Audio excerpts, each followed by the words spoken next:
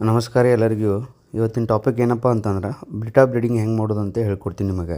ನನ್ನ ವೀಡಿಯೋಸ್ಗಳನ್ನ ನೋಡಿದ ಸಾಕಷ್ಟು ಜನಗಳು ನನಗೆ DM ಮತ್ತು ಮೆಸೇಜ್ ಮಾಡಿದ್ದು ಏನಪ್ಪ ಅಂತಂದ್ರೆ, ಸರ್ ನಾವು ಬೀಟಾ ಬ್ರೀಡಿಂಗ್ ಮಾಡ್ಬೋದಾ ಮತ್ತು ಮಾಡಿದ್ರೆ ಫೀಡ್ ಯಾವ ಥರ ಕೊಡಬೇಕು, ಯಾವ್ಯಾವ ಫೀಡ್ನ ಯೂಸ್ ಮಾಡಬೇಕು ಅಂತ ಎಲ್ಲರೂ ಕೇಳಿದ್ರಿ ಸಾಕಷ್ಟು ಜನ.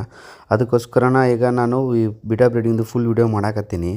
ಓಕೆ, ನಾವು ಏನೇನು ಯೂಸ್ ಮಾಡ್ತೀವಿ, ಹೆಂಗೆ ಬೀಟಾ ಬ್ರೀಡಿಂಗ್ ಮಾಡಬೇಕು ಅಂತ ನಿಮಗೆ ಈ ವಿಡಿಯೋ ಒಳಗೆ ತಿಳಿಸ್ಕೊಡ್ತೀನಿ. ದಯವಿಟ್ಟು ವೀಡಿಯೋನ ಪೂರ್ತಿ ನೋಡಿರಿ. ಈಗ ಸ್ಟಾರ್ಟ್ ಮಾಡೋಣ ಬರ್ರಿ.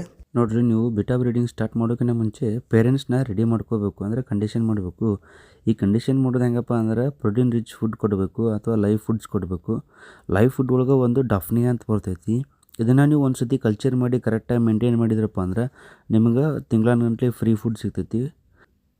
ಈಗ ನೆಕ್ಸ್ಟ್ ಇದೇನು ನೋಡತ್ತಿರಲ್ಲ, ಇದಕ್ಕೆ ಫ್ರೋಝನ್ ಆರ್ಟಿಎಮೆ ಅಂತಾರೆ. ಇದು ಪ್ರೋಟೀನ್ ರಿಚ್ ಫುಡ್ ರೀ. ಇದ್ರೊಳಗೆ ಪ್ರೋಟೀನ್ ಕಂಟೆಂಟ್ ಜಾಸ್ತಿ ಇರ್ತೈತಿ.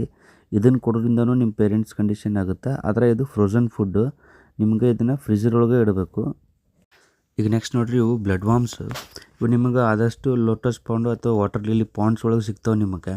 ನಾವು ಇದನ್ನು ಫ್ರೋಝನ್ ಆಗಿ ಯೂಸ್ ಮಾಡ್ಬೋದು. ಆದರೆ ಫ್ರೋಝನ್ ಒಳಗೆ ಏನಪ್ಪ ಅಂತಂದ್ರೆ ಮೇಂಟೈನ್ ಮಾಡೋದು ಭಾಳ ಕಷ್ಟ ಆಗುತ್ತೆ. ಹೀಗಾಗಿ ಲೈವ್ ಸಿಕ್ಕರೆ ನೀವು ಫೀಡ್ ಮಾಡ್ಬೋದು, ಇಲ್ಲ ಫ್ರೋಝನ್ ಮಾಡ್ತೀನಿ ಅಂದ್ರೆ ನಡಿತೈತಿ. ನೋಡಿರಿ, ಕಂಡೀಷನ್ ಮಾಡೋದು ಆದ್ಮ್ಯಾಗ ಫಿಮೇಲ್ ಬ್ರೀಡಿಂಗ್ ರೆಡಿ ಐತೆ ಇಲ್ಲಿ ಚೆಕ್ ಮಾಡಬೇಕು.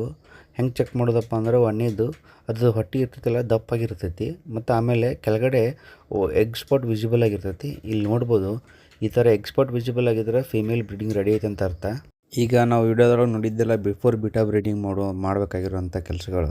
ಈಗ ನೆಕ್ಸ್ಟ್ ವಿಡಿಯೋ ಒಳಗೆ ಏನು ನೋಡೋಣಪ್ಪ ಅಂತಂದ್ರೆ ನಮ್ಮ ಬೀಟಾ ಫ್ರೈಸ್ದು ಫುಡ್ಡು ಮತ್ತು ಮೇಂಟೆನೆನ್ಸ್ ಹೆಂಗೆ ಅಂತ ನಾನು ನಿಮ್ಗೆ ತಿಳಿಸ್ಕೊಡ್ತೀನಿ.